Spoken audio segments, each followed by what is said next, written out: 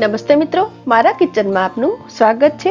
મિત્રો, આજે આપની સાથે હું મેથીના ગાંઠિયા બનાવવાની પરફેક્ટ રેસીપી શેર કરવા જઈ રહી છું। જેવા બહાર મળે તેવા જ ગાંઠિયા આસાન રીતે ઘરે બનાવીને પણ તમે તૈયાર કરી શકો છો। ગાંઠિયા બનાવવા માટે સૌપ્રથમ તેલ, મીઠું અને કુકિંગ સોડાનું એક મિશ્રણ તૈયાર કરીશું। તે માટે મેં મેઝરિંગ કપ મુજબ 1/3 કપ 2 વાર તેલ લીધું છે। ગ્રામમાં જે 170 ml જેટલું છે।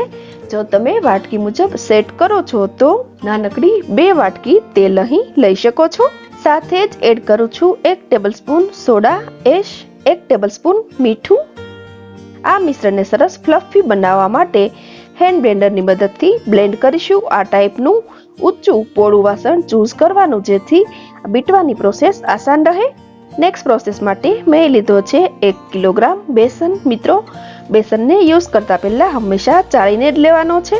મેં આ બેસનને ચાળી લીધો છે। સાથે જ એડ કરું છું 1/2 ટેબલસ્પૂન અજમા। સરસ ફ્લેવર માટે અજમાને હાથથી ક્રશ કરીને એડ કરીશું। હવે તેમાં તૈયાર કરેલું તેલનું મિશ્રણ એડ કરીશું। ત્યારબાદ એડ કરીશું રેસીપીનું મેઇન ઇન્ગ્રેડિયન્ટ્સ એટલે કે મેથી। આ રેસીપી માટે માત્ર મેથીની પાંદડીઓ જ યુઝ કરવાની છે ને ખૂબ જ ઝીણી ઝીણી કટ કરીને લેવાની છે।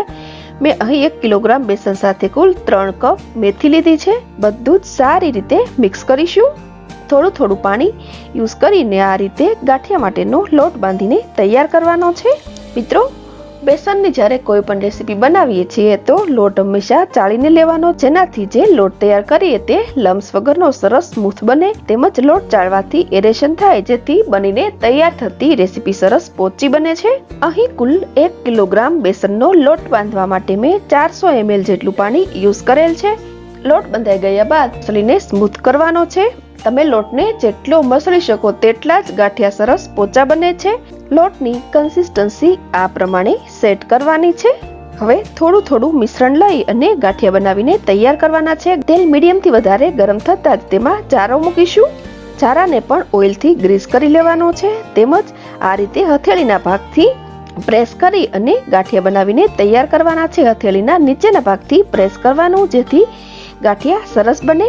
મિત્રો, હાથથી ગાંઠિયા બનાવવાનું કામ થોડું રિસ્કી છે, માટે જે ચારો યુઝ કરવામાં આવે તેનો હાથો મજબૂત હોય તેવો પસંદ કરવાનો। તેમજ ગાંઠિયા તળવા માટે જે વાસણ લેવામાં આવે તે પોળું અને મોટું લેવાનું છે। તેમજ કમ્પેરેટિવલી તેલનું પ્રમાણ પણ થોડું વધુ લેવાનું છે, જેથી ગાંઠિયા અંદર સારી રીતે ડૂબે અને સરસ ફૂલી અને પોચા બને।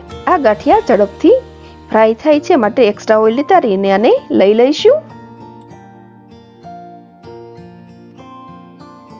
ગાંઠિયાની એક બેચ તૈયાર થઈ ગયા બાદ બીજી બેચ તૈયાર કરતી વખતે ચારા પર પાણીવાળો હાથ લગાડી દેવાનો, જેથી જે ઉપર લોટ ચોટેલો છે તે ચોટી ન જાય અને બીજી બેચના ગાંઠિયા પણ સરસ બનીને તૈયાર થાય। આ પ્રોસેસ ખૂબ જ મહત્વની છે, માટે એક બેચ તૈયાર થઈ ગયા બાદ ઉપર પાણીવાળો હાથ કરી દેવાનો।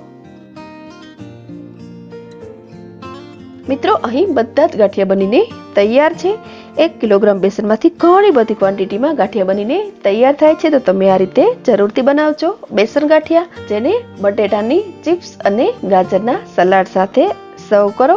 રેસીપી સારી લાગે તો લાઈક, શેર અને સબસ્ક્રાઇબ જરૂરથી કરજો। ફરી મળીશું નવી રેસીપી સાથે। Thanks for watching.